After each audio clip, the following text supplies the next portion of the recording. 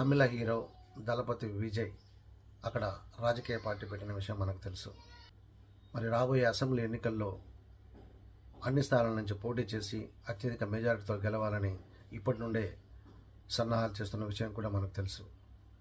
రాబోయేది మనమే అంటూ మొన్న మధ్య పార్టీ మీటింగ్ పెట్టి అక్కడ చెప్పాడు. మరి ఇప్పుడు రాజకీయ పార్టీ పెట్టడం అంటే మామూలు విషయంగా తనకు తెలుసు.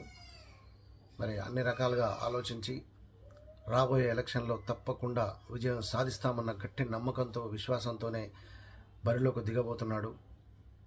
వచ్చే అసెంబ్లీ ఎన్నికల్లో తప్పకుండా గెలుస్తామన్న ధీమా వ్యక్తం చేస్తున్నారు దళపతి విజయ్ గారు. తమిళనాడులో డిఎంకే మనకు తెలుసు ఆ పార్టీ ఎంత గట్టి పార్టీ. ఆ పార్టీకి గట్టిగా పోటీ ఇచ్చేది తమ పార్టీ అంటున్నాడు. అంతేకాదు అక్కడున్న రాజకీయ విశ్లేషకులు అంటున్నారు టీవీకే తమిళ వెట్రి కలగం. మరి ఇది తమిళ విజయ్ పెట్టినటువంటి పార్టీ పేరు ఇది.